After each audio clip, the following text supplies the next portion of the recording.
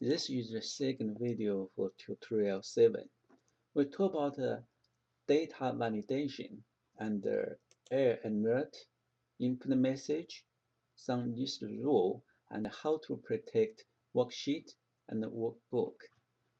We will use the same file from Excel 7 tutorial.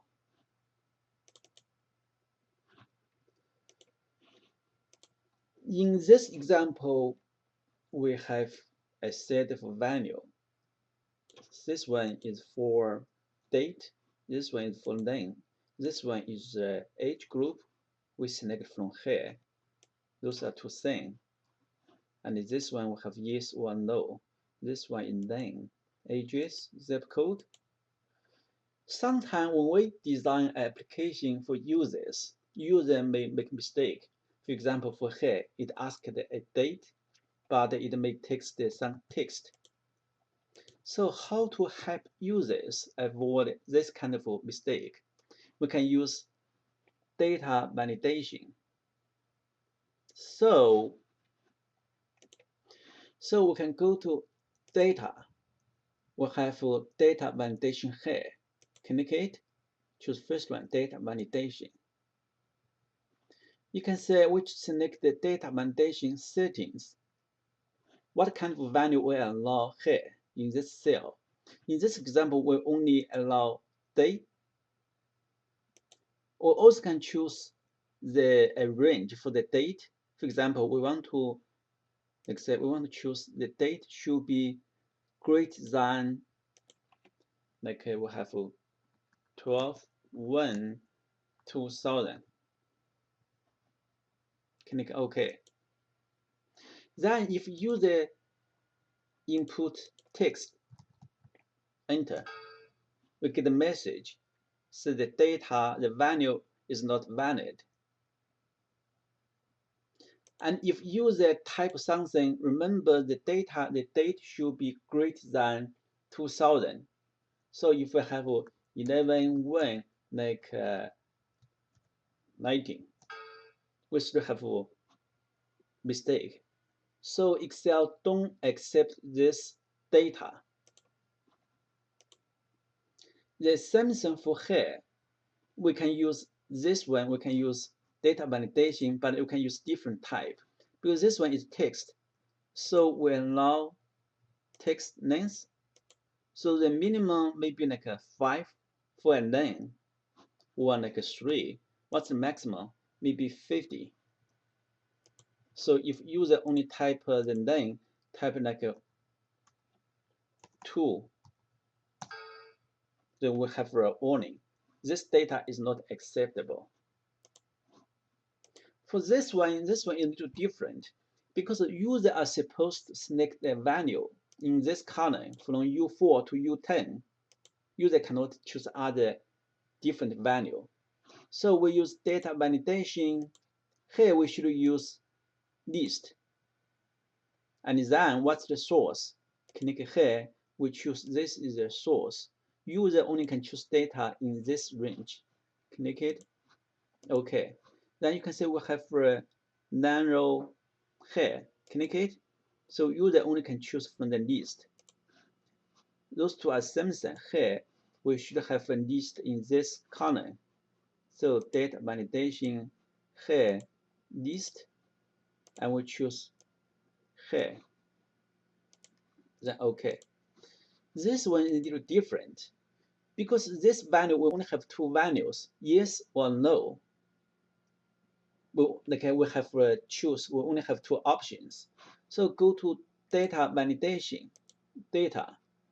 Here we choose list, but we don't choose any columns. We just directly type the value, yes, comma, no. OK. Then you can say we have yes or no. We only have two values. So that is how we can validate data. Also, how we can create list. But as you can see, when user makes mistake here, like user only type 2 letters, we have mistake, and it tells the value is not valid. But we want to get more information.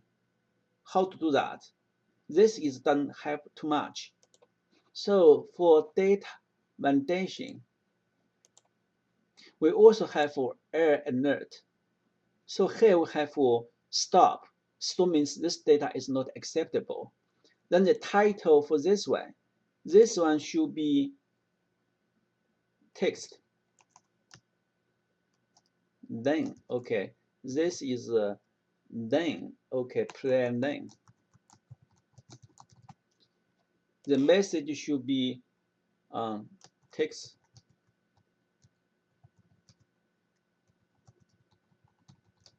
Three to 50. Click OK. In this case, if user only type 2 letters, enter, you can say we get a much better message. Say text length is between 3 to 50. This can help users connect their mistake. So that is about its error alert. Or also can choose different one. This is style is called a stop. Stop means this value is not acceptable. We have this sign. But also we can choose as warning. Warning will have this sign. Warning means we give a warning, but the application still can accept the value. For example, let's test it. We click OK. Then if user make mistake, TE, here we get a warning. So this warning allows you to continue. You can choose no, can choose continue, or choose cancel. So if you choose yes, so this value is accepted, you can say. So that's a difference from here. We have stop, we have warning. Let's recover it. How about the information here? We have information. This will means we don't have a warning. Like say we type 2, we get the information, but we don't get the warning. Just tell us say text length should be between 3 to 50, but this value is still accepted. When user type information like this one, so but the user don't know the length should between 3 to 50, so we can add some input message, tell users the text length should be between 3 to 50. How to do that? Data validation here. Then choose input message. So we have title like a text length. So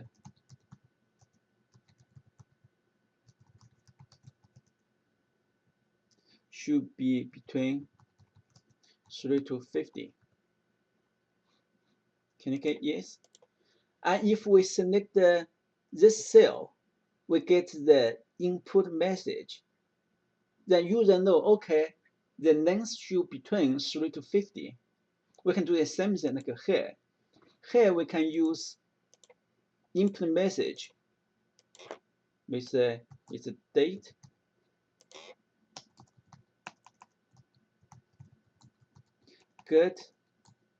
Greater than 12/1/2000. And if we select the cell, we will display this input message. If we click other place, the message is hidden. So that's about how to create input message. Finally, we will learn how to protect a worksheet and a workbook. When we create an application like this one, so we allow user type information here, the different name like John, but we don't want users make change on those described information, because the user can make mistake, like say delete the description, will have a problem. So that means we need to protect this area, but open this area. We also want to protect those areas because we don't want user change anything here. User only can make change here. So that we can use protection function. So we go to review. Here we have protect sheet, protect workbook. Because this side we want to protect, but we want to open this. So those two should be different. So first we need to unlock this area. So just select this area, right button, format cells, we have protection. We need to click to unlock this area. Click OK. After that, we need to click the protect the worksheet. They ask you the password is optional. You can set up a password, but remember if you set up a password, you need to remember it. If you forget, you cannot make change. So let's just let it empty. Just click OK. Then this worksheet is protected. If you want to make change here, like delete, we get the message. We don't allow any change. Like here, no. But we can make change here. We still can make change here. We can make change in this, only in this area. We cannot make change here. So means you can say when you say this locked, so means to say this worksheet is locked. If we click it, we unprotected. Then if we take it again, it's protected. But even though this worksheet is protected, here if we click, we still can change the name of the worksheet. We still can delete the worksheet. So sometimes we don't want users make any change about the structure. Don't want to, cannot delete the worksheet, cannot change the order, cannot rename it. So then we need to protect workbook. Use this one. Again, we have a password. So let it empty. In this way, if we click right mouse, we cannot delete it. We cannot rename it. So that way, you can say, if it's in this position, we already protect the whole workbook. We click and unlock it, and protect it. For this one, if we click it, it will be unprotected. So that is how we can do data validation, create error alerts, or input message, or create list, or protecting worksheet and workbook.